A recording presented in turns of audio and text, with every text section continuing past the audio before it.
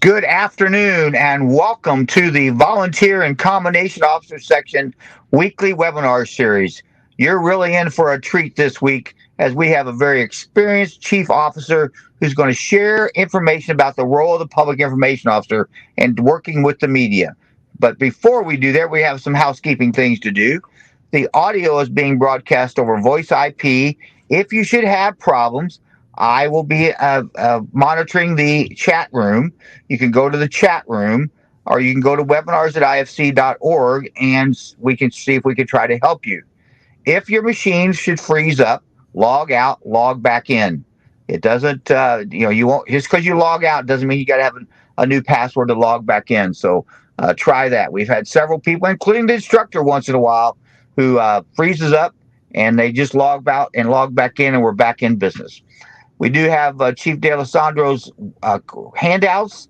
PowerPoint presentation is in the handout section, and encourage you to go download those at the end of the program. So, already mentioned about the chats, the question and answer. We'll be looking for those at the end of the program. I'll be monitoring that section as well. If something is said that Chief D'Alessandro doesn't really help you understand, we will not interrupt him unless it's something really major. So, what's the VCOS doing? Well, I hope you're here because of the Volunteer and Combination Officer section. We are the largest section of the International Association of Fire Chiefs with over 2,300 members. And so we are looking at the different things that we do. I'm not going to read all those things to you. Symposium in the Sun is our big event held in November in Clearwater Beach at the Hilton Resort. If you've not been, encourage you to go. But I will tell you, if you want to go, whether you've been or haven't been, you better register early. We've been sold out for 8 years. So some of the other things we're doing there are on the screen. And again, I'm not going to read them to you, but you can have them, or when you download the program, you'll have access to them. Our weekly webinar series has been very well received. We appreciate all of you taking the effort to watch this. And so I think that we've improved the delivery, we've improved the content, and some of the ribbon reports that are there as well. We do produce a lot of ribbon reports. If you want to look at any of the ribbon reports, they're all available free of charge, whether you're a member or not a member. And go to vcos.org and download them. Some of the upcoming events next week: the difficult questions about suicide and how to ask them. One of those topics is that we're afraid to say something about suicide to somebody, thinking it might make it worse. Well, we're going to have a presenter from Canada who's going to talk about how to ask those questions so that we can prevent that from happening. The IFC events are over there on the right-hand side. Fire Rescue International is the big event held in August, and it is in Dallas this year. So, Chief D'Alessandro is our presenter for today. He is the FASNY, Firefighter Association State of New York Secretary, commonly known as FASNY, one of the largest organizations, state organizations in the country. He is also the volunteer program coordinator. And before he came to FASNY, this is where his experience in the private world is so important, is he was in the government affairs field, including a career in the public sector. So he is the firefighter in the C.S. Hawley Chemical Company, and he's a commissioner at the Half Moon Waterford Fire District Number 1. Chief D'Alessandro, the program is yours. Thank you, Chief Buckman. And I just want to start off by saying thank you to you and the IAFC for this opportunity to spend some time with my peers in the fire service. We're going to talk today about the role of the public information officer. But I think it's important to note before we start that I'm going to use a very broad definition of public information officer, because in a career department or a combination department, you often have somebody who has been given that official title. But on the volunteer side, you may have a person that performs that function, but doesn't necessarily get called the public information officer. So hopefully the things that we're going to talk about today, some tips and techniques, some things to look out for, will play equally well whether you have that official title or you just are assuming that function. As Chief Buckman said, I've spent pretty much my entire professional career in public affairs and media relations. even when I entered the fire service and ultimately became secretary of the Firefighters Association here in New York, I still serve as their primary spokesperson. In fact, we had a big press conference today on a number of legislative issues that we're pursuing. I also serve as the public information officer for my department in Half Moon, New York. So paying a little homage to my fire instructor certification, we have a couple of objectives. The terminal objectives are to hopefully get a full understanding of both the what we call traditional media outlets and the newer social media platforms, and how we can use them to communicate effectively. Enabling objectives are how to use these outlets, these communications channels, in a positive way, and to sort of mitigate negative impacts that are sometimes associated with us as first responders. Unfortunately, in today's society, and probably for a good number of years, this has been the attitude that the press is the enemy. You can see it goes all the way back decades to when Richard Nixon was president. We hear it today, with fake news. Unfortunately, even some communicators, some public information officers, some spokespersons go into interacting with the media with that attitude. I say turn it around. Instead of looking at it as a potential attack on us, we should be looking at it as a potential opportunity to not only get our message out, but to build relationships out in the many constituencies that we have to interact with. So why do we communicate?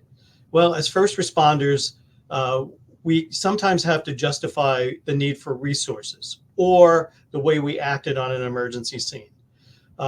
We also have public education responsibilities. We often say that, the most important fire is the one that never starts.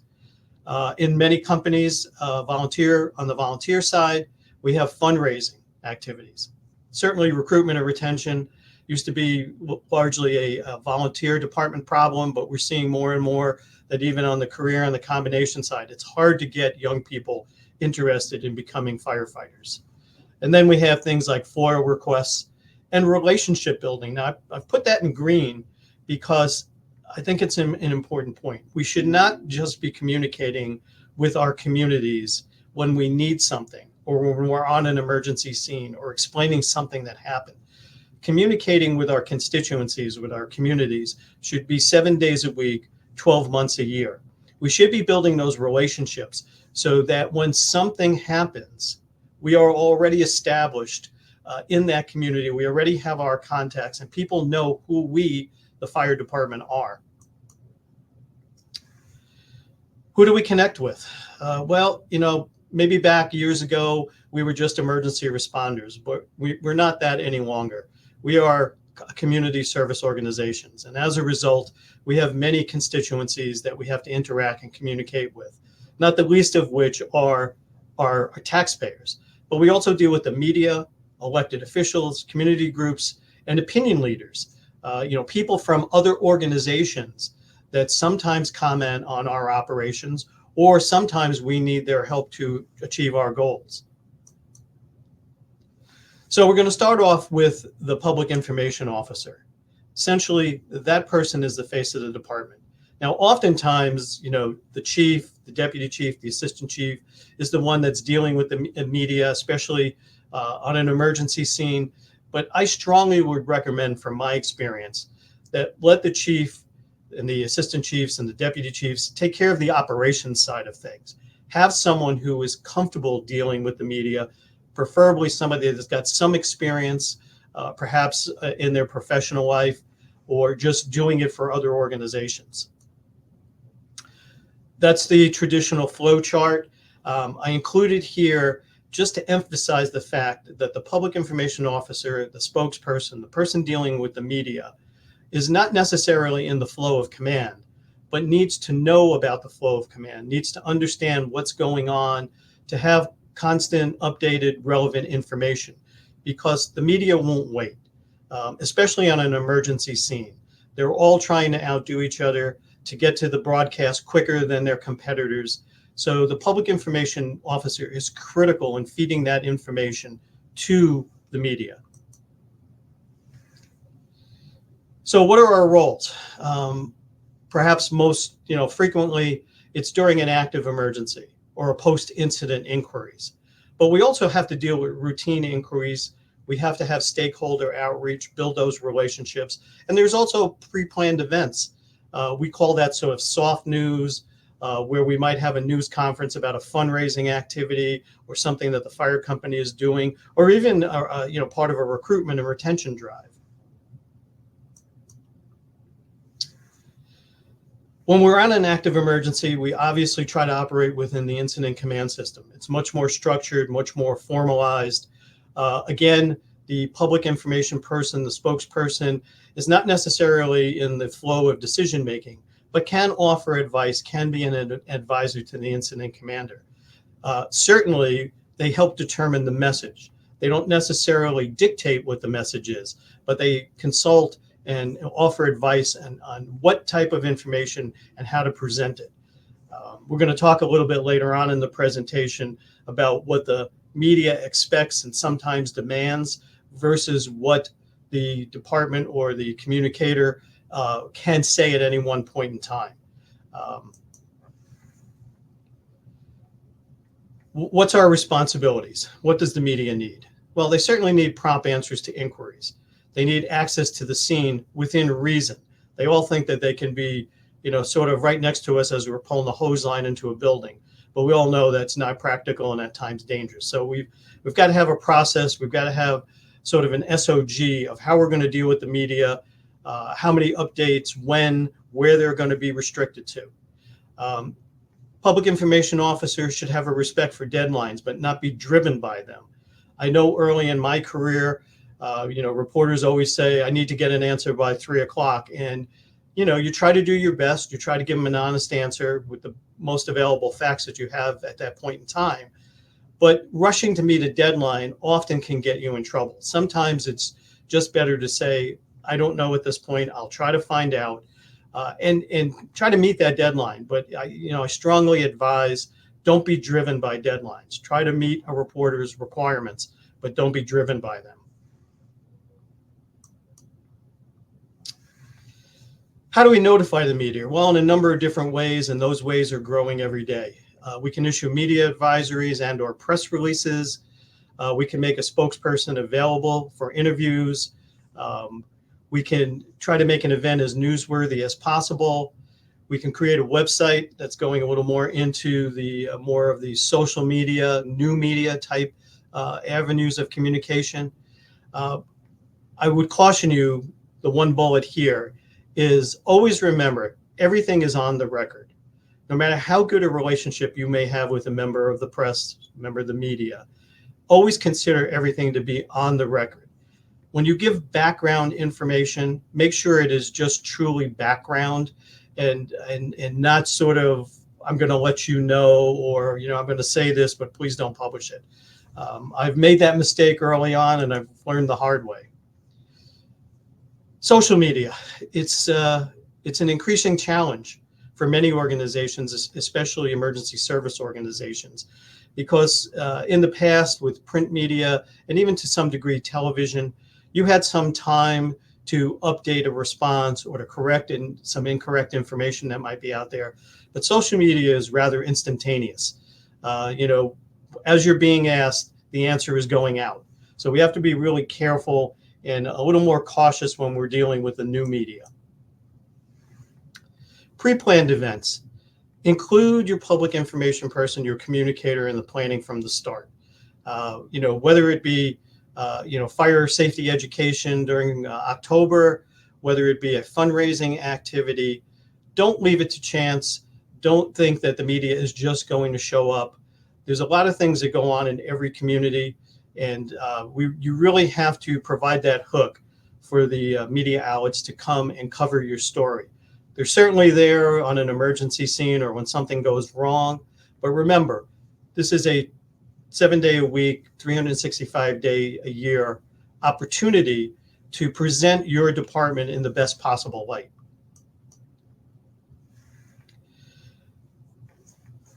You have to have a method to gather information, sometimes rather very quickly.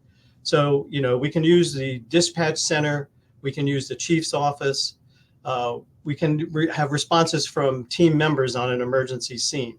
But again, it's safest to stay with the available information and not try to speculate, not try to give a hypothetical situation. That always tends to cause more problems than it solves. Okay. The most important qualities of a department's communicator is to be honest, to be accurate, and to be credible. Once you build those relationships with the media, they rely on you to provide them with accurate information. The deeper those relationships are, the more leeway, for lack of a better term, the more leeway that you get with a member of the media.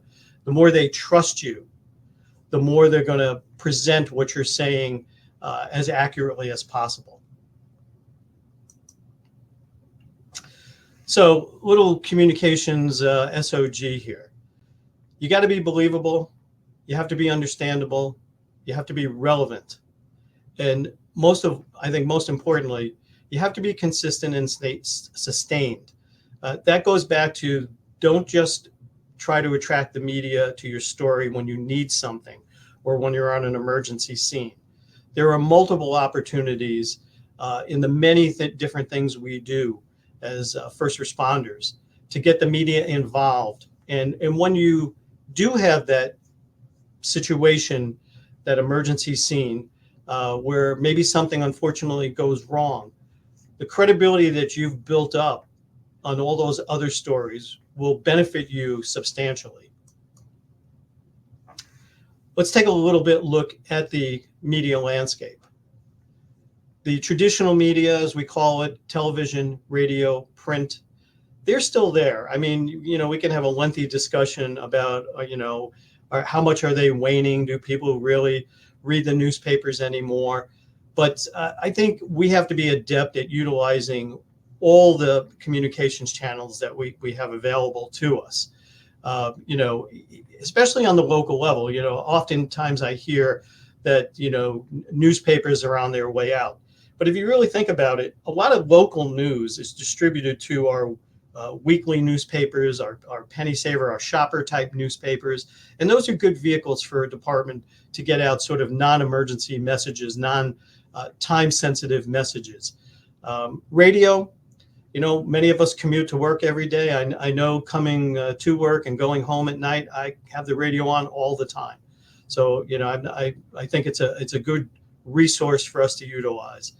New media is a bit of a challenge because while there are many good aspects to it, there are also many pitfalls, and we're going to get a little deeper into it further into the presentation. So let's take a look at TV. It requires actions, sounds, and words. It's visual, okay? We have to be aware of our mannerisms, the way we're dressed, the way we're presenting, our hand motions, and, appearance is important. Radio, mostly voice. You have to remember inflection, sound bites. You don't get a lot of time doing TV interviews. You get less time generally doing radio interviews. They can be done remotely. We saw a big increase during the COVID years of a lot of remote interviews as opposed to being in person. Appearance obviously is not as important, and we can do a lot of live shots and call-ins. Print, again, I think the print media still plays an important part in our ability to communicate with our various stakeholder groups. It's not always the daily newspapers, as I mentioned a little while ago. It's also the weekly and the community newspapers. And there's also other periodicals that, maybe the Better Business Bureau in your area puts out a periodical. We need to interact with all those other stakeholder groups to help get our message out. Again, new media. It's there's a lot out there these days, and it's growing by leaps and bounds every time we take a look. Some good, some bad. We have to be very cautious with new media because it is instantaneous, and it's hard to pull things back once it's out. What's that old saying that once it's out on the internet, it's there forever. Well, that is unfortunately very true.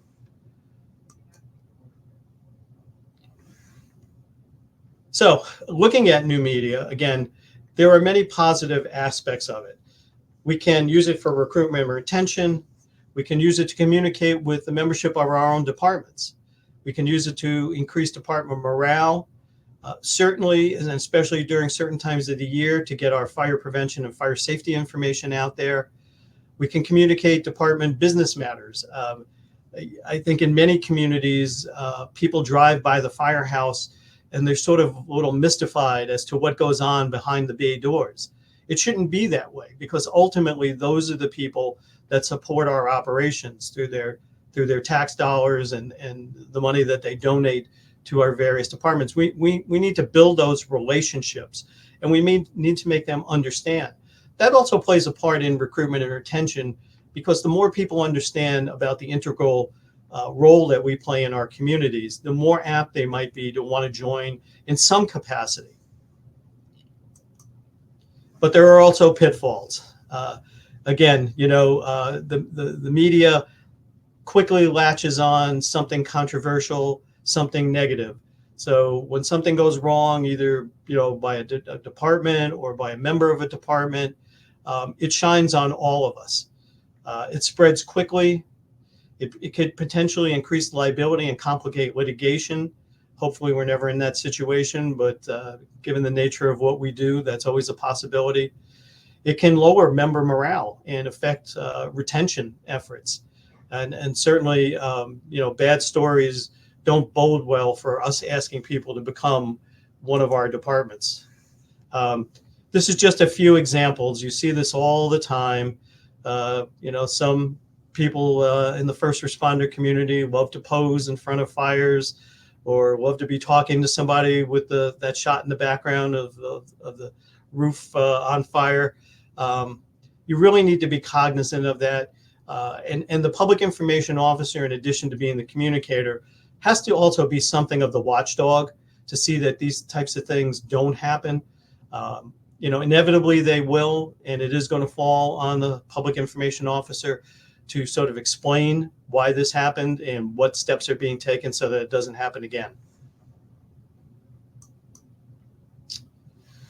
This is oh so true. The actions of one reflect on all of us.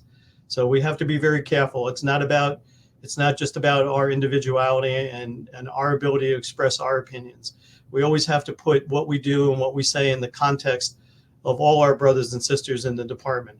And certainly the time to develop a media relations and social media policy is not before something hits the fan. It's now. And frankly, it was yesterday. Every department should have a media relations plan and strategy in place, and a social media policy that is clearly understood by all their members. So what's the relationship between the media and the public information officer, the communicator? The media has a right to cover the story. That's their job. The media is going to cover that story whether we make comment or not. We have a right to have the story covered accurately. Important. It is your interview. You cannot allow yourself to be bullied or dragged down a path that you know is incorrect or that you don't want to go. If you stick to the facts and you're honest and open, you will have a much easier time keeping it as your interview. Interviews are really not about answering questions. Again, it's the attitudinal thing. We can go into talking to the media with an air of distrust and negativity, or we can go into them seeing them as opportunities to deliver your key message. Attitude does play a part here. Prepare. Again, the person who is going to be the communicator for your department shouldn't be, the 22-year-old new member. It should be somebody that's got some experience, that feels comfortable in front of a camera, feels comfortable fielding questions. The more you prepare, the more you research, the more you play it over in your head, the more you will decrease the probability that your story is going to be manipulated or misunderstood. Oftentimes there are reporters that will purposely inflate a story, manipulate something you said to add a little more spice or controversy to it. But sometimes they are just confused and they don't take the time to reach back out to get clarification. They'll just run with what they think they understand. Either way, it doesn't bode well for us as first responders. Oftentimes it can seem that all reporters are working from the same agenda. That's not really true, but it is a competitive business. And they're all trying to get that scoop, get that story first on the air. And they all work generally from the same program of what is going to make a good news broadcast. So while, I don't think there's collaboration between reporters all the time, they do have similar motivations when covering a story. Remember, a reporter's first audience, their allegiance, is not to make you happy, not to make us look good. It's to make their editor happy, and it's to move up within their profession. Oftentimes, because of this overemphasis to break stories or to be the first one with that controversy, it can create conflict and speculation. Our job is to prevent that by happening by providing accurate, reasonable information as quickly as we possibly can. I've often heard that members in the media are essentially basically skeptical, cynical, and suspicious. I find a lot of reporters that are truly wanting to do a good job. Oftentimes they're rushed by their own internal deadlines. And they can overcompensate. Unfortunately, when they overcompensate or they take a side, it usually is on the side of the underdog. When there's a controversial situation, say we respond to an emergency scene and something goes wrong, they usually enter the questioning from the standpoint of, what did you guys do wrong? Not, what was the challenges that you faced? So we have to constantly be on guard against that. I mentioned this before. Deadlines are extremely important, and as communicators, we do our best to accommodate a reporter's deadlines, but they should never dictate how you respond or how quickly you respond. We should respond with full, truthful, accurate answers. And if that means we can't make a deadline, my experience has been that it's better to just inform the reporter that I can't get it to you by the time you need it. It just speculation and trying to piece an answer together almost always causes more problems than it solves. Many reporters have a sense of mission about what they do. And one of the outgrowths of this is that they believe that the public has a right to know everything. And we know as first responders, especially when we're dealing with an active emergency, it's not always, we don't always have the ability to provide all the information, or we don't always have the necessity to provide all the information as the event is still going on. So we have to kind of educate the media community that we can give them the reasonable, accurate information we have at that time. And because we deal with emergency situations, we will update them, as often as possible as things change. Again, build positive relationships. It's in some markets, it's hard, especially the smaller markets, because reporters come and go very quickly. But if it's at all possible, if you're in a market where reporters tend to stay around, try to build relationships with them. It goes a long way in their understanding what we do as first responders. And it also creates that sense of trust.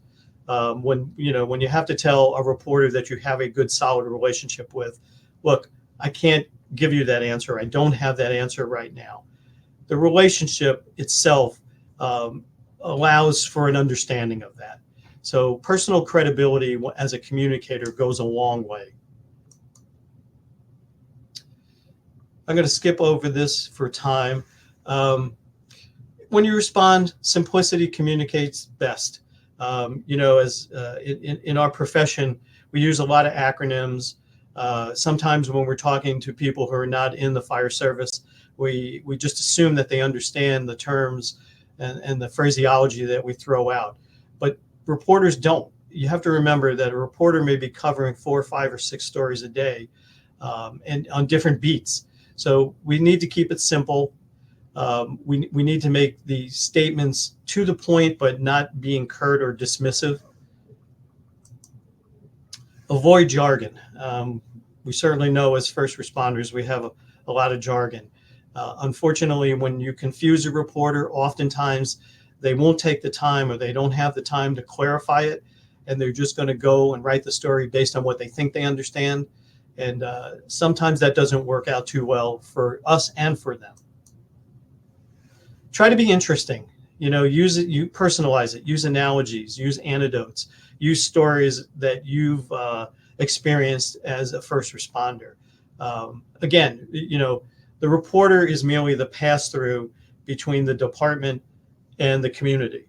So the more we can personalize things, the more we can draw the community in and have them understand what we do. You can go over the basics, but you got to stick to your key points. Every interview, whether it's print, radio, TV, you're only going to get a little bit of time. You're only going to get so many lines in the newspaper article. So you have to be very careful and just give those soundbite answers. And that also helps a reporter in a way that they're not lost in a deluge of information, but it also helps us help the reporter in a sense that they only have so many things to choose from when they're writing that story. Always don't say more than you have to. Nothing is off the record. Even that reporter that you've got a long-term relationship with at times can be susceptible to print something that you said in private, or you said quote unquote off the record. So my advice is always go into an interview, always go into an interaction with the media believing that nothing is off the record. Anything you say can and will be used against you in a court of law, unfortunately, at times.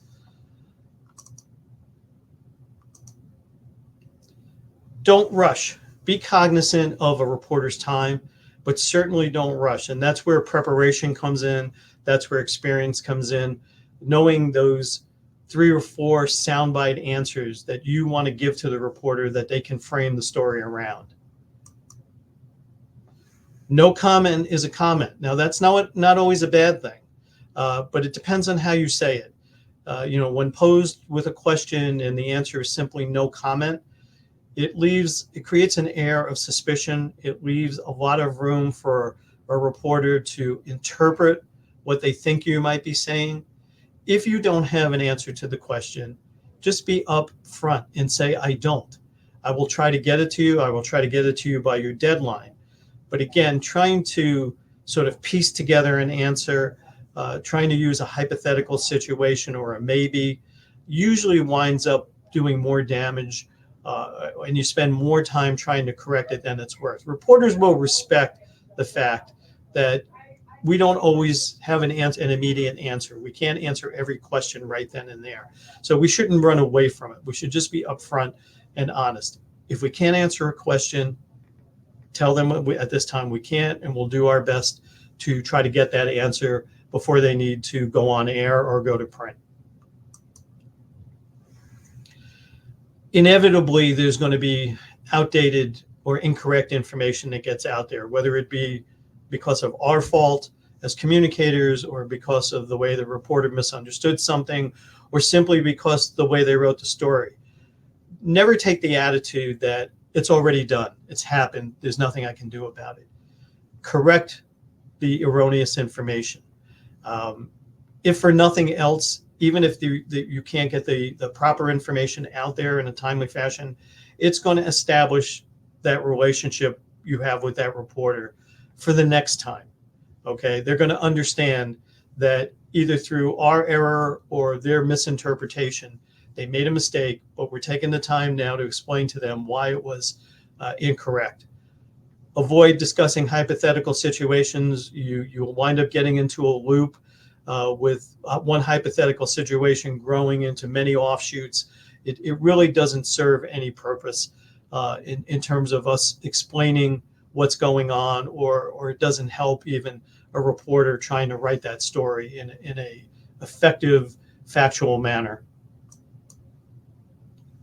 Don't lose your cool. Reporters, just like any group of people, can be antagonistic.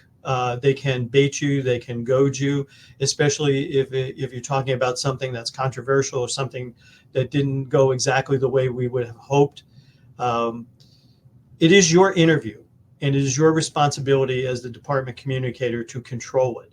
When you lose your cool, when you get snarky, even in response to a snarky comment to you, you start to lose that control, and it becomes their interview and not yours. Don't sound like a commercial, okay? Be human. Chief Buckman and I were talking before the presentation about, the way various age groups of people communicate. And unfortunately, I think because of a lot of social media and the instantaneous give and take that we have these days, we forget how to be human. We forget how to communicate. So certainly don't sound like a commercial, and don't try to get every fact in. I've been doing this for a long time, and I can probably say sincerely that every time I do an interview, as soon as it's over, I'm like, I wish I said that. I wish I gave them a little more information over here. I wish I didn't say that. But that's normal. If you try to get in the Encyclopedia Britannica in every interview, you're going to wind up just confusing the issue, confusing the reporter, and actually working at cross purposes. Again, stick to those sort of 5 or 6 soundbite items, those factual 1 or 2 sentences that you want the reporter to seize upon and build the article or build the 6 o'clock news coverage around. Sometimes we have to concede negative issues. We're not perfect. Sometimes things go wrong. Sometimes they go wrong because of things we do or don't do. Sometimes they go wrong because of things beyond our control.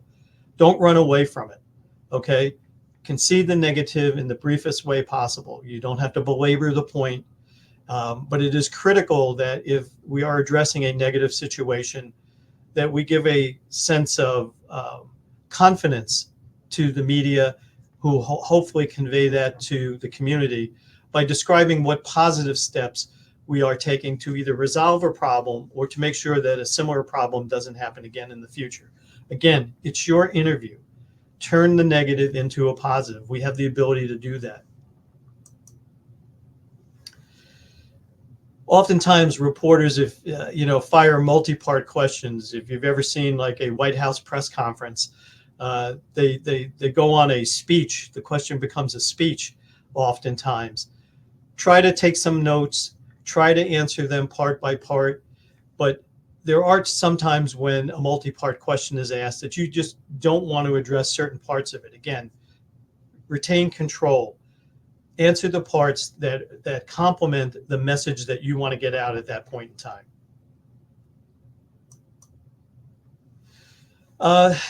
This is more of technique than anything else. We call it positioning. The way you phrase things can steer a conversation with a reporter in a certain direction, in the direction that you want it to go. Or it can bring a conversation from an area that a reporter's trying to drag it to back to where you want it to be. So just simple statements like, what this whole matter boils down to is just as important, but what concerns me more. That type of phraseology is a transition if an interview is going in a direction that you don't want it to go. So again, retain control, use the proper choice of words to help you retain that control. In terms of news releases, again, oftentimes, we try to put everything, the Encyclopedia Britannica, into a press release or a news release. Key is that we have to put in accurate information, but it's got to be concise and easy to understand. I mentioned a little earlier in the presentation that as communicators, we need to be cognizant that reporters, especially in smaller markets, might be covering 3, 4, 5 stories a day on very varied topics. That press release, that piece of written information you're going to give them is going to be scanned. Okay, so we need to keep the information clear and concise, simple sentences, short paragraphs. Cover the 5, the who, what, where, when, why, and sometimes the how. If possible, put it in bullet points. If a reporter wants to delve into any of those things any deeper, and they have the time to do so, the time both in terms of research and in presentation on, in the news article or on the broadcast, they will call you, or they may even do a follow-up story. There's been a number of times where I've given an interview, say on recruitment and retention, and I've mentioned something else that the fire department was involved in at that time that has just spawned another second interview, somewhere down the road. Writing a news release. It's what we call an inverted pyramid. Okay, you want to put the most important things, those 5 or 6 key bullet points, at the very beginning. You want to put a little bit of supporting facts in, and you want to end with background information. Remember, a news release is just to whet their appetite. It's not to tell the whole story. I spend a lot of time here at FASNY editing news releases, cutting them down, because really what we're trying to do is draw the reporter in with the media release or the news release, and hopefully motivate them to call you or email you, or to get more of a detailed conversation. Again, the style, try to keep it to 1 page, keep it on your organization's letterhead. I guess I'm dating myself here. Contact information, at the very end, you should write the word "end" or the 30. That's kind of going back to some old school stuff here. That's my contact information. I see we have a little bit more time, so I didn't put these in the slides, but if I may, I'm going to give everybody a little bit of homework. Now, I'm not expecting you to turn the homework in. I'm not going to grade it, but I call it homework because hopefully when you do it, it gives you a little bit more insight and help in perfecting your ability to interact with the media. So the first thing is, I'm going to assign you to watch the television news tonight analytically. Notice eye contact of the people being interviewed. Notice the bottom line answers. Notice that they're giving those sort of must-air points, those specific 4 or 5 things. Second thing is, if you can find a newspaper, pull it out. Read the headlines. See if the headlines are connected to the story. Oftentimes, the headlines are that one controversial thing we may have said, or the one thing we didn't say. Oftentimes in most print media outlets, the headlines are written not by the reporter writing the story, but by a headline writer. So look at those headlines and try to connect them to the story below. Try to make special preparations for special challenges, okay? Practice, get in front of a mirror. Pretend like you are answering questions from a reporter. We talk in the fire service, we talk about muscle memory, okay? We train, we talk about train like you fight. Well, the same thing when dealing with the media. The more you practice, the more you train, the more you do it, the more comfortable you're going to be, and the more that this is going to come natural. It can be an uncomfortable experience when you're standing there, especially on an emergency scene when there's a lot of stuff going on and maybe it's not going exactly how we'd like to see it. And then you've got this camera in your face and you're being forced to answer some very pointed questions. Keep telling yourself it's your interview, and you're going to drive what the back and forth is going to be. Observe others. Nobody's got a lock on being the best spokesperson. I mean, even, you watch those White House press conferences, there's always people very critical of the White House press secretary. Nobody's got a lock on doing this job, 100% perfect every time. So observe others, borrow from their strengths, notice their weaknesses. Even the best communicator can become a better communicator. Try to anticipate killer questions. You can be ready. There's a lot of stock answers, and I hesitate somewhat to use the word stock because it has a bit of a negative connotation to it. But there are, as we become more experienced as first responders, our body of knowledge grows, and there are some repetitive answers that can play well in different interviews that you may be asked to do. And lastly, remember that both the newsmaker, us, and the reporter have rights. Okay, and we need to respect those rights. We need to realize that they have a job to do just like we have a job to do. They have deadlines, they have pressures, they have superiors that they have to answer to. We also have responsibilities to the people we serve, responsibilities to protecting the integrity and the sanctity of an emergency scene at times. There are things we might know and can't say. There are things that we can't say as an emergency is going on, but we will certainly, if we can, get back to them after the fact.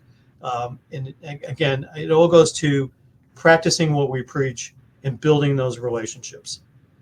With that, John, I'll turn it back to you. All right. Wow. John, thank you very much. Great presentation.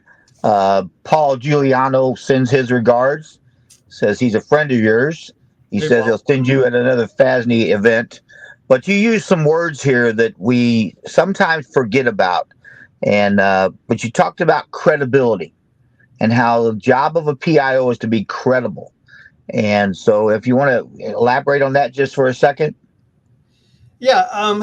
Again, it goes back to, being human, to communicate person to person. If you go into an interview with this negative attitude that they're out to get you, okay, they're never going to really represent what you're saying accurately. That's probably the likely tone of the article. Being credible is building those relationships, hopefully on a long time basis. As I said, sometimes it's hard because in smaller markets, reporters come and go very quickly. But if you can build those long-term relationships, be accurate, okay? They are taking your word. To sort of tie it, expand it a little bit bigger. When you look at the list of professions that are most respected and honored, firefighters always are at the top of that list. If not one, certainly, in the top 2 or 3. So the public has an inherent belief that we are credible. We're going to do our best. We're going to give them accurate information. We're going to stand by them and be protectors of their community. So just transition that attitude or that persona that we try to be as firefighters and roll that into being the public information officer. Okay. They're looking to you for accurate information. They're looking for you to reassure them that things are okay. That's why I say, don't be dragged around by a deadline. Don't try to piece together an answer. There's nothing wrong with saying, I don't know. I'll try to find out, and I'll try to meet your deadlines if at all possible. So, when it really comes down to it, credibility is probably the key element for a communicator or public information officer to have. All right, great. Well, I do want to welcome our good friend from Puerto Rico back. I've missed him for the last couple weeks. Nuno C is here on the webinar. So, John, we have at least one brother firefighter in Puerto Rico is with us again today. But John, I think we date ourselves sometimes because this weekend I was doing a class and I said, "What's the Webster's Dictionary say?" And they said, "What?" And you used the term Encyclopedia Britannica. And I thought, wow, I wonder how many young people actually know what an encyclopedia is. But you also talked about don't speculate. And how, so I mean, if you want to talk just again, I know reinforcing what you said as relates to don't speculate. Yeah, again, and again, it goes back to the term credibility. I think it's a natural human thing to want to please other people. As communicators, when a reporter asks a question, our drive, our motivation is to answer that question. but we don't always have the information readily available to answer the question that has been posed to us. So when we speculate, when we try to piece together little facts from here and there, we often sound good, but as time goes by and the story is published, we find out that we've made the wrong conclusion. We've made the wrong statement. So to me, it's always better to be more upfront. Don't piece answers together. Don't speculate. Don't deal in hypotheticals. Hypotheticals generally are endless roads, because once you answer one portion of a hypothetical, it's just natural for the reporter to say, okay, but what if we change this? Stick to the facts. Don't feel embarrassed. Don't feel that you're not doing your job if you can't answer a question fully.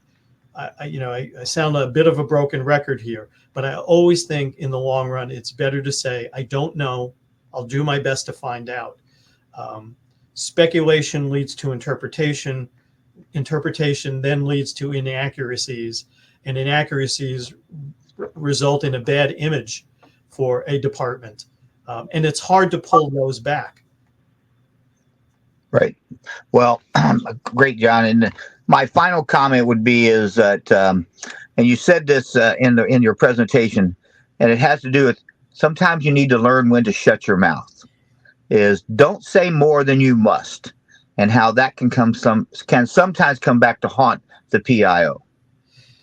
It can be a bit of a challenge, especially for people just starting out as communicators, public information officers, because you want to answer.